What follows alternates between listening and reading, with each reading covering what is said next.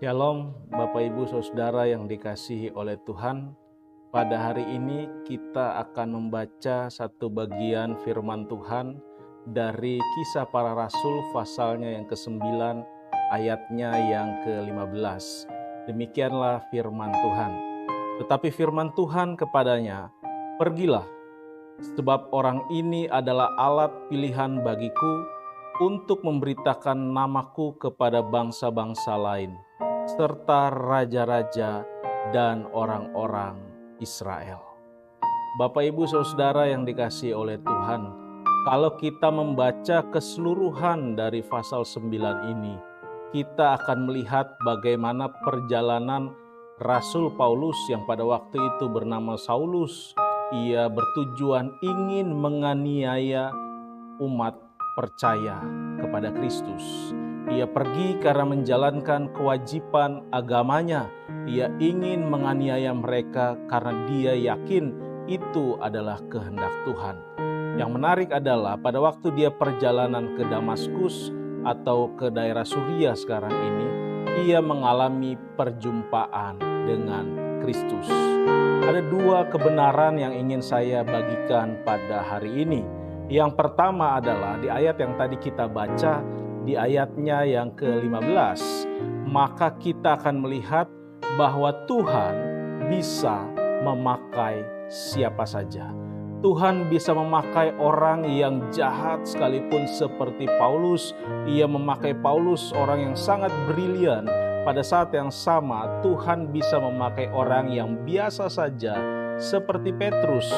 Tuhan bisa pakai orang yang kehidupannya lurus sekali seperti Daniel. Tapi Tuhan juga bisa pakai perempuan pelacur seperti Rahab dan juga Maria Magdalena.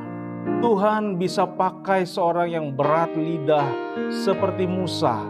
Tapi Tuhan juga bisa pakai orang yang sangat fasih lidah seperti Apolos. Yang menjadi penting bagi kita adalah bukan seberapa kita mampu, melainkan apakah kita mau dipakai oleh Tuhan. Rasul Paulus menjadi bukti bagaimana kehidupannya kemudian dipakai oleh Tuhan secara luar biasa, memberitakan Injil bagi orang-orang yang non-Yahudi, orang-orang yang bukan berasal dari kalangan orang Yahudi. Dia pergi kepada bangsa-bangsa yang tadinya dia pergi ingin menganiaya mereka. Sekarang ia pergi memberitakan kabar baik. Ini adalah sebuah contoh bagaimana kehidupan seseorang yang dipakai oleh Tuhan. Lalu kebenaran yang kedua yang kita bisa belajar, bahwa Tuhan juga perjumpaan dengan Tuhan pasti mengubahkan kehidupan kita. Kalau kita membaca kemudian di ayat 3 sampai 5 di pasal 9 ini, kita akan berjumpa di sana bagaimana Rasul Paulus mengalami perjumpaan dengan Tuhan. Ia mengalami perjumpaan pribadi. Yang tadinya motivasinya ingin menganiaya umat Tuhan, ingin menganiaya Kristus sendiri. Karena Tuhan berkata kepada Paulus, "Saulus, Saulus, mengapa engkau menganiaya aku?"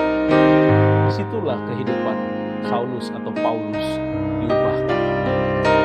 Saya percaya Bapak Ibu, kalau kita mengalami perjumpaan dengan Tuhan melalui kuasa Roh Kudus-Nya, kehidupan kita pasti diubahkan. Kalau ada orang yang kemudian meninggalkan meja judi, meninggalkan kebiasaan-kebiasaan minuman keras, meninggalkan kebiasaannya suka merokok, meninggalkan kebiasaan yang suka berkelahi, meninggalkan kebiasaan yang suka berbohong, saya percaya itu pasti karena pekerjaan Roh Kudus. Dan kalau seseorang mengalami perjumpaan dengan Kristus, pastilah hidupnya diubahkan. Pada saat ini, Bapak Ibu yang menyaksikan tayangan ini, jika engkau sedang berada di dalam sebuah pertanyaan, apakah Tuhan bisa pakai saya? Jawabannya adalah bisa. Apakah kita mau dan bersedia dipakai oleh Tuhan atau tidak? Karena tangan Tuhan akan senantiasa melawat kita semua. Tuhan kiranya memberkati kita sekalian. Amin.